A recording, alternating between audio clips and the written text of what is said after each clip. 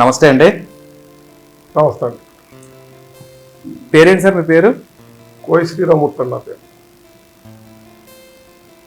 మాది 39వ వార్డు అండి, దుర్గాపురం. నేను గత 50 ఏళ్ళ బట్టి రాజకీయాల్లో ఉన్నాను. నేను ముఖ్యంగా 30 సంవత్సరాలు నేను టీడీపీలో చేశాను. అలాగే శ్రీని గారికి కాంగ్రెస్ టికెట్ ప్రప్రదంగా ఇచ్చిన సమయంలో నరసింహరాజు గారు టీడీపీకి, ఈయన శ్రీని గారేమో కాంగ్రెస్కి చేసినప్పుడు నేను టీడీపీలో నుంచి కాంగ్రెస్లోకి వచ్చాను. ఆ వేళ నుంచి కూడా శ్రీని గారి విజయానికి అహర్నిశలు కృషి చేస్తూ పార్టీ అభివృద్ధికి పాటుపడుతున్నాం. 30 సంవత్సరాల నుంచి మీరైతే రాజకీయ అనుభవం ఉంది కదండి మీకు. అయితే 2009 నుంచి 2019 వరకు మీ భీమవరం ఎమ్మెల్యేగా పనిచేసిన పులపర్తి రామాంజనేయులు గారు చేసిన అభివృద్ధి గురించి చెప్తారండి? రామాంజనేయులు గారు ఆ వేళ శ్రీని గారు చేసిన అభివృద్ధి కార్యక్రమాలు ఆ పార్టీ ద్వారా, ఆయన ప్రభుత్వం ద్వారా శ్రీని గారు చేసినటువంటి అభివృద్ధి కార్యక్రమాల ద్వారానే వేళ అంజిబాబు గారు ఆ వేళ మామూలుగా కాంగ్రెస్ అభ్యర్థిగా ఆయన నామినేట్ అవ్వడం, తర్వాత విజయం సాధించడం కూడా శ్రీని గారు చేసినటువంటి అభివృద్ధి కార్యక్రమాలు. అంతకుముందు అంజిబాబు గారు ఏంటో తెలియదు, ఎవరికి తెలీదు. ఆయన శ్రీని గారు అప్పుడు అంతకుముందు చేసినటువంటి 5 ఏళ్ళ డెవలప్మెంట్ కార్యక్రమం ద్వారా ఆయన విజయావకాశాలు మెరుగుపడ్డాయి.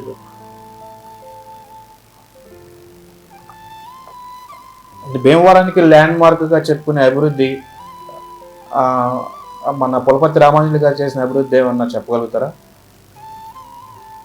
ల్యాండ్ మార్క్ అంటే మీకు ఏది చెప్పినా అంజిబాబు గారు చేసినటువంటి కార్యక్రమాలు, ల్యాండ్కి సంబంధించి అభివృద్ధి కార్యక్రమాలకు సంబంధించి ఆయన చెప్పుకోదగ్గ కార్యక్రమాలు ఏం చేయలేదు. ఆయన ముఖ్యంగా ఆయన టైంలో వాటర్, ఈ భీమవరం మండలానికి వాటర్కి సంబంధించింది ఓ పథకం వస్తే దాంట్లో 60 ఎకరంతో గవర్నమెంట్ తీసుకోమంటే ఆ 60 ఎకరం నేను చెరువు తగ్గంతా మీ ఇక్కడ మన నియోజకవర్గాన్ని పోవడం భీమవరం మండలానికి అందుబాటులో ఉంటుందని చెప్పి 60 ఎకరం రైతుల దగ్గర ఆయన తీసుకోవడం జరిగిందండి.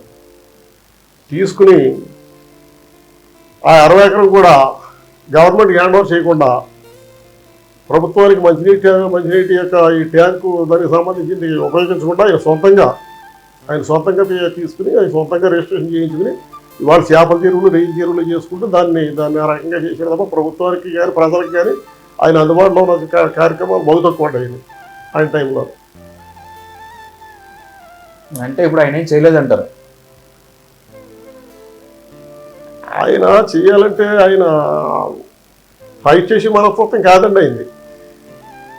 ప్రజలతో మమేకోలేడు, ప్రజలకు అందుబాటులో ఉండలేడు ఆయన. అలాగే ప్రభుత్వం మీద కూడా దెబ్బలాడి ఫండ్స్ తీసుకొచ్చే అవకాశం మరి ఆయన చేసిన దానిలో ఏమీ లేదు. శ్రీని గారి టైంలోనే ఇవాళ 4 బ్రిడ్జీలు ఇవాళ శాంక్షన్ అయ్యాలో వాళ్ళకి వర్క్ కూడా పూర్తయిపోయి మీకు ఈ అప్రోచ్ రోడ్ల గురించి ఎదురు చూస్తున్నాయి. అవి కూడా ఫండ్స్ వచ్చేసినాయి తెలిసింది నాకు. అలాగే శ్రీని గారి టైంలో 84 ఎకరాలు తీసుకుని ఇవాళ టిట్కో ఇల్లు కట్టడానికి ఆయన తీసుకుని దాన్ని ఇవాళ టిట్కో ఇల్లు ఏర్పాటు చేయడానికి, తర్వాత గవర్నమెంట్ వచ్చి టిట్కో ఇల్లు ఏర్పాటు చేయడానికి ల్యాండ్ ఏర్పాటు చేశారు. 120 ఎకరం వాటర్ ట్యాంక్ గురించి అంతకుముందు భీమవరం మంచినీటి యాత్ర చాలా విపరీతంగా ఉండేది. అంతకుముందు 40 ఎకరాల్లోనే ఉండేది. 40 ఎకరాలు చెరువు ఉంటే అది చాలా ఇబ్బంది. నీళ్లు భీమవరం పట్టడానికి నీళ్లు సరిపోక ఆ రోజుల్లో ట్యాంకులు వస్తుంటే ట్యాంకుల దగ్గర జనం బారులు తీరి ఒకరి మీద ఒకరు ఆ బిందుతో దెబ్బలాడుకునే పరిస్థితులు ఉండి పూర్వం శ్రీని గారు రాకముందు. శ్రీని గారు వచ్చిన తర్వాత 120 ఎకరం అందులో ఆల్రెడీ 40 ఎకరం పాత చెరువు ఉంటే మళ్ళీ ఇంకొక 80 ఎకరం కొత్త చెరువు తప్పించి ఇంకో 40 ఎకరం అలాగే మామూలుగా అలా ఉంచారండి దాన్ని. ఇవాళ ఆ చెరువు దీనికి ఎట్టాల్సింది. ఆ చెరువు తవ్వడం వల్ల ప్రజలకు ఇవాళ భీమవరం ప్రజలకి దాహర్తి తీర్చడం జరిగింది.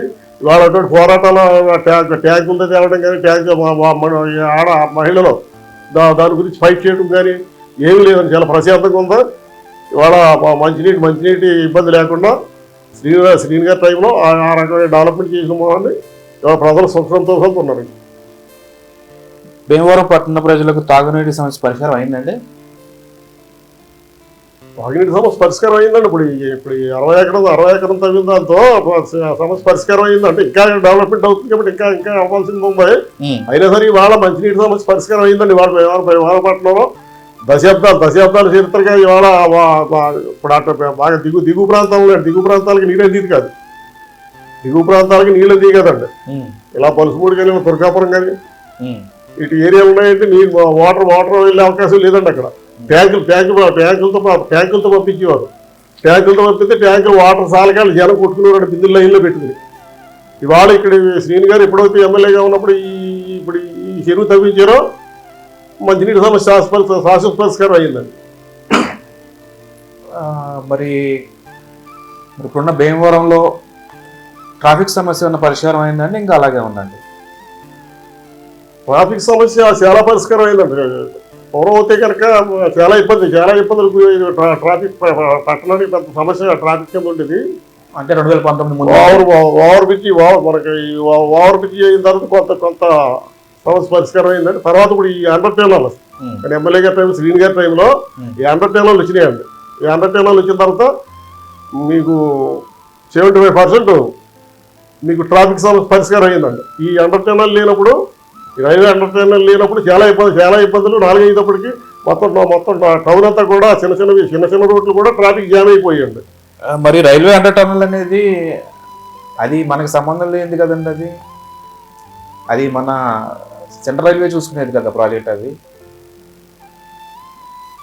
వాళ్ళ చూసుకున్నా కృషి అంతా కూడా ఎమ్మెల్యే గారు కూడా ఉందండి. లోగడ కూడా మీకు నేను టీడీపీలో చేసినప్పుడు నరసింహరాజు గారే మన ఈ ఎన్డీఏ గవర్నమెంట్లో మమతా బెనర్జీ రైల్వే మినిస్టర్ చేసినప్పుడు ఆయన అండర్ టెర్మినల్కి పెట్టారండి.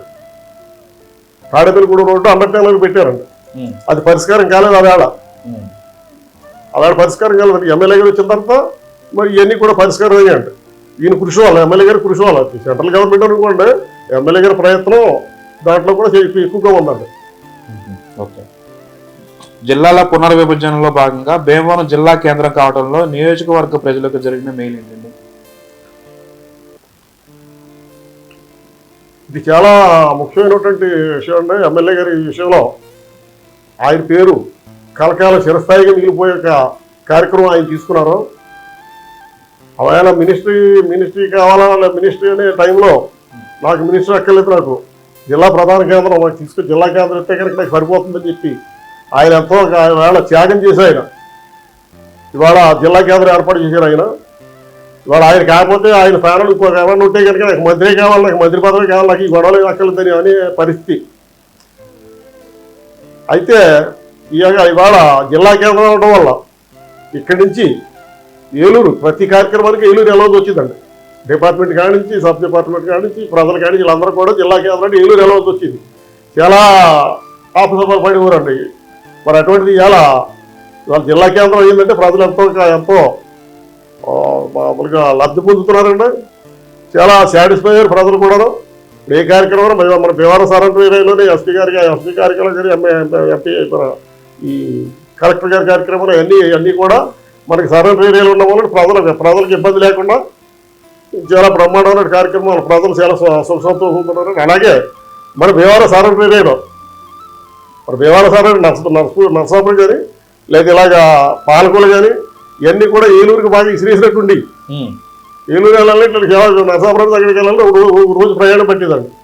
మరి అటువంటిది ఇవాళ జిల్లా ప్రధాన కేంద్రం అవడం వల్ల మనకి ప్రజలు అధికారేతరంగా ఇక్కడ రావడం చాలా బ్రహ్మాండమైనటువంటి అభివృద్ధి జరగడానికి అవకాశం కనపడుతుందండి. ఇదంతా కూడా శ్రీని గారు ఎమ్మెల్యే గారు కృషి వల్ల ఇది జరిగిందండి. ప్రజలందరిలో కూడా ఈ కార్యక్రమం చాలా ప్లస్గా మంచిగా చెప్పుకున్నారండి. తాడేరు వంతెన తెలుసు కదండి మీకు? తాడేరు వంతెన పెద్ద ఇష్యూ అయింది. అవునండి. అది ఇక్కడ ఉన్న స్థానిక నాయకులు అదంతా కూడా మేము వెళ్ళి ధర్నా చేస్తేనే అది వచ్చింది, ఎమ్మెల్యే గారు చొరవ ఏమీ లేదు, మేము వెళ్ళి ఇబ్బంది పెట్టబట్టే వచ్చిందని అందరూ అనుకుంటున్నారు. అది దాని గురించి కొంచెం వివరంగా చెప్పండి. దాని గురించి ప్రతిపక్షాలు సవకుమార్ ముఖ్యంగా జనసేన అనే పార్టీ అది అభూత కల్పనతో ఈ కలబొలి కబుర్లతో వాళ్ళు వ్యవహారం చేశారు తప్ప శ్రీని గారు ఫస్ట్ నుంచి ఆయన వచ్చిన కాడి నుంచి దాని గురించి కృషి చేసి ఆ పొట్టిసాయి రాజశేఖర రెడ్డి గారి టైం నుంచి ఇవన్నీ కూడా ఆయన పొట్టట్టి తప్పదంతా మాకు చేయాలని రాజశేఖర రెడ్డి ఈయన మంచిదనం చొప్పున దాన్ని సాధించి ఇవాళ దాన్ని ఇలా మీకు అమల్లో పెట్టారు. ఇవాళ బంగారు లాంటి రోడ్డు బ్రిడ్జి ఏర్పాటు అయింది. ఈ బ్రిడ్జి ఈ కార్యక్రమానికి ప్రాసెస్ నడుస్తున్నప్పుడే వాళ్ళు కావాలని చెప్పి అబద్ధ ప్రచారంతో ప్రజలు తప్పుగా పట్టించే ప్రయత్నం చేశారు. ఆ ప్రయత్నాన్ని ప్రజలు తిప్పికొట్టారు. ఇవాళ ఇది కూడా మనకి బ్రహ్మాండమైనటువంటి బ్రిడ్జి కనపడుతుంది. జనసేన, బీజేపీ, తెలుగుదేశం పార్టీలు ఏకమయ్యి ఇప్పుడు వస్తున్నాయండి. ఇక్కడ మీ ఎమ్మెల్యే గ్రంథి శ్రీనివాస్ గారు ఆయన ఒంటరిగానే వీళ్ళ ముగ్గురిని ఎదుర్కోబోతున్నారు. ఇప్పుడు కరోనా టైంలో మీకు వీళ్ళ ముగ్గురులోంచి మీకు ఎవరి దగ్గర నుంచి సాయం ఎక్కువ అందింది? భీమవరం ప్రజలకి. మీకు అదే పదంగా 39వ వార్డుకి మీకు గ్రంథి శ్రీనివాస్ గారు మీకు చేసిన పని ఏంటి? కరోనా టైంలో ఏ నాయకులు కూడా జనసేన నాయకులు కానీ తెలుగుదేశం నాయకులు కానీ వాళ్ళ ఫీల్డ్లోకి రాలేదండి. వాళ్ళకు వాస్తవంగా కూడా భార్యకి భర్త లేదు, భర్తకు భార్య లేదు అనే పైపులో పరిస్థితులు ఉన్నాయి. అంత ప్రమాద పరిస్థితుల్లో ఏ నాయకుడు కూడా జనసేన నాయకుడు కానీ తెలుగుదేశం నాయకుడు కానీ వీళ్ళు బయటకు వచ్చి జనానికి సేవ చేసింది లేదు. అదే ఎమ్మెల్యే గారు శ్రీని గారు ఆయన ప్రత్యేక కౌంటర్ ఏర్పాటు చేసుకుని మాలాంటి వాళ్ళు ఫోన్లు చేస్తే ఇగో ఇది ఇలాగ ఉందని చెప్తే ఆయన వెంటనే ఆ ఆసుపత్రికి కానీ వాటికి కానీ ఎక్కడ ఒకవేళ బయటకు వెళ్ళాలంటే బెడ్లు కానీ అప్పుడు బెడ్లు కూడా లేని పరిస్థితి అండి. బయట జిల్లా వ్యాప్తంగా బెడ్లు లేని పరిస్థితి అండి. ఎక్కడున్నా ఏంటని ఎంక్వైరీ చేసి వాళ్ళందరికీ కూడా మా ఆసుపత్రిలో జాయిన్ చేసి రికమెండ్ చేసి వాళ్ళందరికీ కూడా మరి ఎవరి సౌకర్యం వాళ్ళు ఎమ్మెల్యే గారు చేశారని ఉన్న జనసేన కానీ తెలుగుదేశం పార్టీకి నేను సర్వీస్ చేయలేదండి డాక్టర్లో. అలాంటి కార్యకర్తలు ఫోన్ చేసి చెప్పేవాడు వాడు వార్డుల్లో ఇలాగ ఉందని పరిస్థితి అలాగే ఇలాగ ఉందని వెంటనే స్పందించి ఎమ్మెల్యే గారు ఇటు లోకల్గా ఉంది గవర్నమెంట్ ఆసుపత్రి లేదంటే కనుక జిల్లా వ్యాప్తంగా ఎవరెక్కడికే చేరాలన్నా అక్కడికి వాళ్ళకి చేసి బెడ్లు లేకపోయినా బెడ్లు ఏర్పాటు చేయించి వైద్య సదుపాయాలు అయిన ఏర్పాటు చేయించి చాలా కరోనా టైంలో చాలా కృషి చేశారండి ఎమ్మెల్యే గారు. సామాన్యుడండి, సామాన్యుడికి ఏదైనా సమస్య వస్తే అది ఎక్కడా తీరకపోతే అది చెప్పుకోవాల్సింది వెళ్ళిపోయి మీ ఎమ్మెల్యే గంజి శ్రీనివాస్ గారు లేకపోతే పులపర్చిరామన్ అయితే అప్పుడు 2019 వీళ్ళిద్దరిలో ఎవరి దగ్గరికి డైరెక్ట్గా వెళ్ళి సమస్య చెప్పుకునే వీళ్ళు ఉంటుంది, వాళ్ళు ఎంతవరకు పరిష్కారం చేశారు ఇలా చేయగలిగారని చెప్పగలరు? సామాన్యులకి అందుబాటులో ఉన్నది ఎమ్మెల్యే గంజి శ్రీనివాస్ గారు. ఎవరు వెళ్ళినా సరే ఎవరికి క్యాటర్ వెళ్ళినా లేకపోతే సామాన్యులు ఎవరు వెళ్ళినా సరే ఆయనకి స్పందించి పక్కన కూర్చోబెట్టుకుని మీ సమస్య ఏంటి అని చెప్పి వెంటనే స్పాట్లో అధికారులతో మాట్లాడి ఇది పలానా సమస్య ఎందుకు ఉందంట మీరు వెంటనే దీన్ని పరిష్కారం చేయండి అని చెప్పి పార్టీలకు అతీతంగా ఏ పార్టీని చూసేవారు కదా ఆయన ఎవరితో అందులోకి బస్టాండ్ దగ్గర అండి. బస్టాండ్ దగ్గర ఆయన హౌస్కి అక్కడి నుంచి రావడం ఈ 4 అడుగులు ప్రతి ఒక్కళ్ళు వెళ్ళి ఆయన కలిస్తే మీకు పొద్దుటి సాయంత్రం దాకా కూడా సమస్యలు పరిష్కరిస్తూ ప్రజలకి చాలా నమ్మకస్తుడిగా ఆయన పేరు పొందారండి. అలాగే ఉన్న రాజకీయ నాయకులు ఉన్నారండి, ఈ అంజిబాబు కానీ లేకపోతే ఇంకొకళ్ళు కానీ వీళ్ళు ఎప్పుడు ప్రజలకు అందుబాటులో ఉండేవారు కదండి. అలా వెళ్ళటం కూడా ప్రజలు తక్కువ అక్కడికి వెళ్ళినా రెస్పాన్స్ ఉండేది కదా, వాళ్ళ దగ్గర రెస్పాన్స్ ఉండేది కదండి. అంటే బయటకు ఎవరికన్నా చెప్పి వాళ్ళు తీసుకెళ్తే వెళ్ళాలంటే డైరెక్ట్గా వెళ్ళిపోవచ్చు అండి, ఇక్కడ కానీ అక్కడ కానీ. ఎవరన్నా రికమెండేషన్ ఉంటేనే అక్కడికి వెళ్ళి వెళ్ళడానికి లోపలికి లేదండి. అక్కడికి వాళ్ళ దగ్గరికి పోతే ఎవరు నాలాంటి వాళ్ళు ఎవరో తీసుకుని వెళ్ళాలి, ఆ పార్టీకి సంబంధించిన వాళ్ళు ఎవరు అంతే తప్ప వాళ్ళంతా డైరెక్ట్గా వెళ్ళి అక్కడ ఆయనతో మాట్లాడే పరిస్థితులు లేవండి. మంజుబాబు గారి దగ్గరికి అదే మనకి ఎమ్మెల్యే గారు అనుకోండి ఎవరు తీసుకెళ్ళక్కర్లేదండి. సామాన్యులు ఎవరు వెళ్ళినా సరే పార్టీలు చూడకుండా కులమతాలను చూడకుండా అందరికీ కూడా ఆయన అందుబాటులో ఉండి ఆర్నిసులు కూడా మీకు ప్రజల గురించి కష్టించి వాళ్ళకి మానవ దృక్పథంతో ప్రతి ఏ రకంగా చేసిన సాయం చేసి దృక్పథం అయింది. ఇవాళ అదే ఆయనకి ప్రజల్లో ఇవాళ ప్లస్ మార్క్ అయింది. ఇప్పుడు కాలేజీ ఇచ్చారని, ఆ కాలేజీ ఎక్కడికో బయటకు వెళ్ళిపోతుందని కాలేజీ ఇచ్చారని, లేకపోతే 100 పడకల ఆసుపత్రి ఇచ్చారని చెప్పి చాలామంది చెప్పుకున్న మాట, అది నిజమా లేకపోతే అదేమన్నా రాజకీయ ప్రచారమా? ఇది కస్తూర్బా ఇంటర్మీడియట్ కాలేజ్ అని చెప్పి మీకు ఆ బల్స్ మూడు దగ్గరలో ఉండేదండి అది. కొంత బాగా టౌన్ తీసివేసినట్టు ఉండేదండి అది. అయితే దానికి స్థల సౌకర్యాలకి మార్చేస్తామని చెప్పి గవర్నమెంట్ ప్రపోజ్ చేస్తే ఎమ్మెల్యే గారు ఆయన సొంత నిధులతో ఎకరం ఏమాత్రం తక్కువగా ఎకరం పొలం ఎకరం ల్యాండ్ ఆ సొంత భూమి ఇచ్చి ఇవాళ బైపాస్ రోడ్డు దగ్గర మూడు టౌన్లకి కూడా అందుబాటులో 3 టౌన్స్ మూడు టౌన్లకు అందుబాటులో సెంటర్ పాయింట్లో బైపాస్ రోడ్డు దగ్గర గంధి వెంకటేశ్వరరావు కస్తూర్బా జూనియర్ కాలేజ్ అని చెప్పి ఆయన సొంత నిధులతో సొంత ల్యాండ్ ఇచ్చి బయటికి వెళ్ళిపోకుండా దాన్ని ఇవాళ ఆయన ఏర్పాటు చేసి ఇవాళ కాలేజీ దిగ్విజయంగా పైగా ముఖ్యంగా మాకు ఈ దుర్గాపురం ఈ ఇలాగ బాగా ఈ ఊరికి బాగా చివరి గ్రామాలండి అని వార్డులు వాళ్ళందరికీ అందుబాటులో ఉందంటే పిల్లలందరూ కూడా చాలా బ్రహ్మాండంగా ఎడ్యుకేషన్ జరుగుతుంది, చాలా బాగుంది. అలాగే మీకు 100 పడకల ఆసుపత్రి గురించి ప్రపోజ్ వచ్చిందండి. ల్యాండ్ ఇస్తారు కానీ గవర్నమెంట్ కొంత మీరు ఇంత ల్యాండ్ ఇవ్వండి మేము అంత ఉన్నది మేము చేస్తామని చెప్తే ఎవరో కూడా ఎదరకరాని పరిస్థితులు అప్పుడు ఎమ్మెల్యే గారు వాళ్ళ సొంత నిధులతో 4 ఎకరాలు చిల్లర కొని ఇలా ప్రభుత్వానికి చేస్తే అందులో 100 పడకల ఆసుపత్రి వాళ్ళ అది కన్స్ట్రక్షన్ బాగా స్పీడ్గా జరుగుతుందండి అది. మరి అది కూడా ఇవాళ ఎమ్మెల్యే యొక్క మరి ఆ మంచితనంలో ఆయన యొక్క ఆయన దానం గురించి ఆయన యొక్క ప్రజా సంక్షేమం గురించి ఆలోచన గురించి మనకి నిదర్శనం ఈ కార్యక్రమాలు.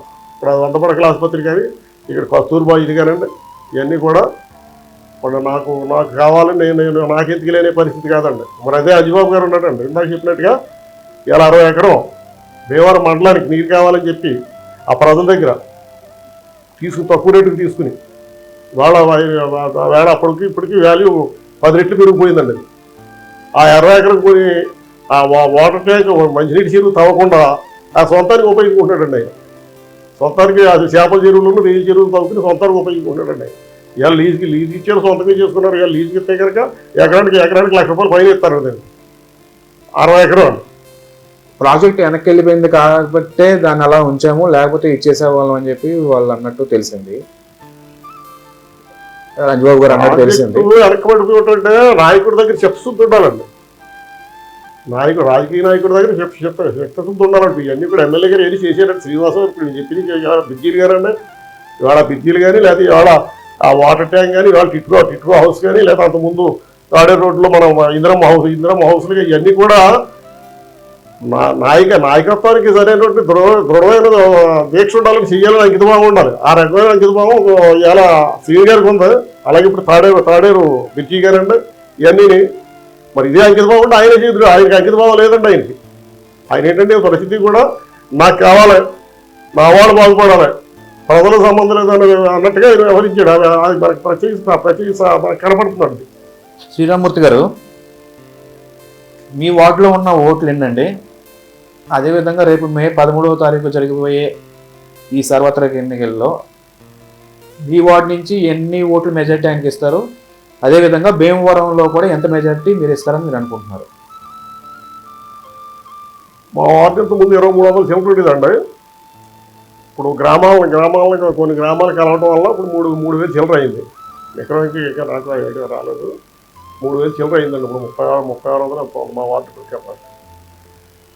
అలాగే మీకు ఇప్పుడు లోగడకి ఇప్పటికీ సంబంధం లేదండి.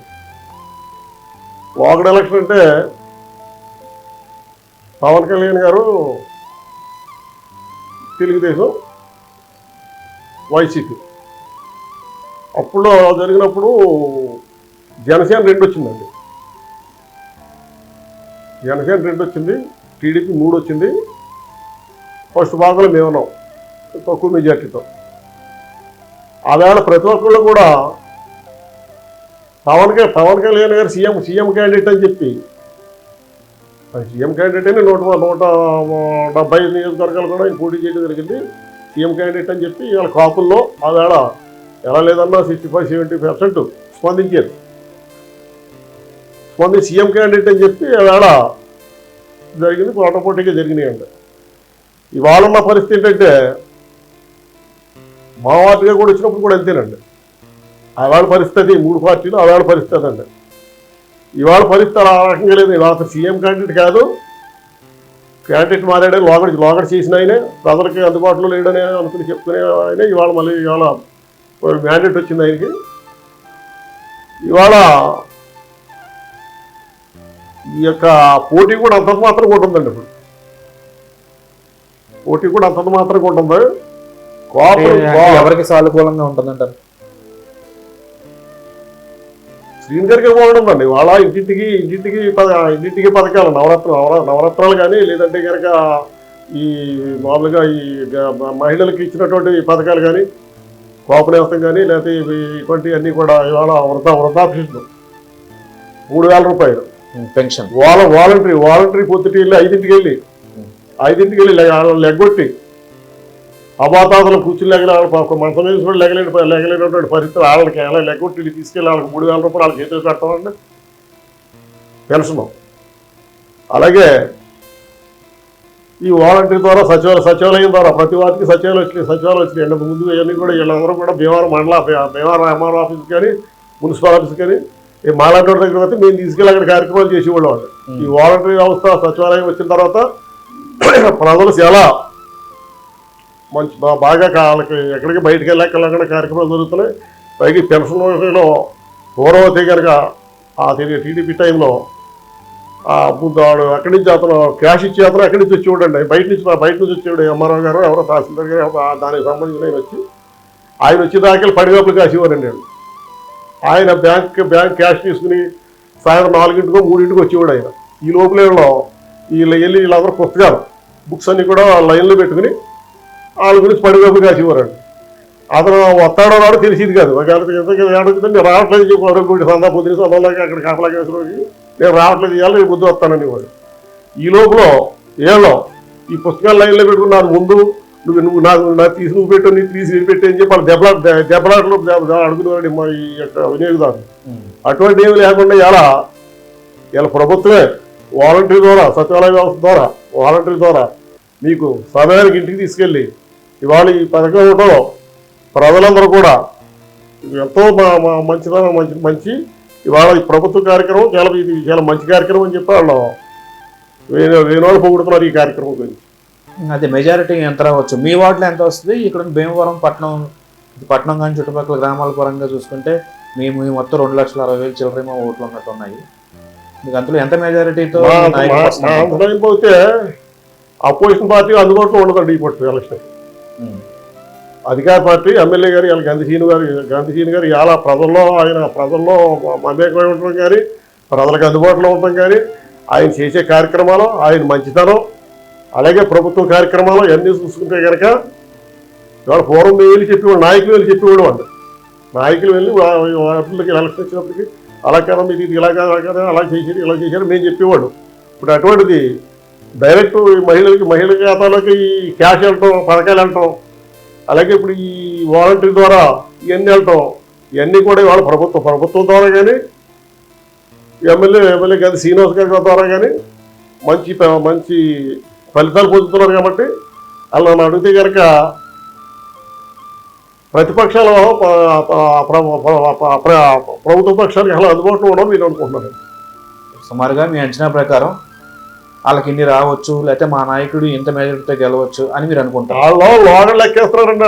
లోగడ ఉన్నప్పుడు ప్రజారాజ్యం టైంలో తెలుగుదేశం, వైసీపీ వాళ్ళు అదే లెక్కేసుకుని పవన్ కళ్యాణ్ గారు కూడా భీమవరం వచ్చి పోటీ చేయడానికి కూడా కారణం ఏంటంటే వాళ్ళ కనకరాజు గారికి ఎన్ని ఓట్లు వచ్చినాయో ప్రజారాజ్యం ఇంటి కింద వచ్చినది. కాబట్టి ఇదే సురక్షితమైనటువంటి నియోజకవర్గం అని చెప్పి మళ్ళీ తర్వాత పవన్ కళ్యాణ్ గారు రావడం మన భీమవరం నియోజకవర్గానికి, మళ్ళీ దాన్ని బేరీ చేసుకుని ఇవాళ కూడా మళ్ళీ అయ్యే లెక్కలతో వాళ్ళు ఎదరిపోతున్నారన్న. ఇప్పుడు ఆ వేళ అనుకున్నది ఏంటంటే పవన్ కళ్యాణ్ సీఎం అని చెప్పి ప్రజలు అందులో వర్గానికి సంబంధించి మెజారిటీ వరకు అనుకుని ఎదరికొచ్చింది. ఇవాళ అటువంటి పరిస్థితులు టీడీపీకి కానీ, జనసేనకు కానీ అటువంటి పరిస్థితులు లేవు. ఊహించిన మెజార్టీ ఇవాళ అధికార పక్షానికి గంధసీని గారికి వస్తుందని చెప్పి మేము ఆశిస్తున్నాం. తప్పకుండా. నమస్తే అండి. ఓకే.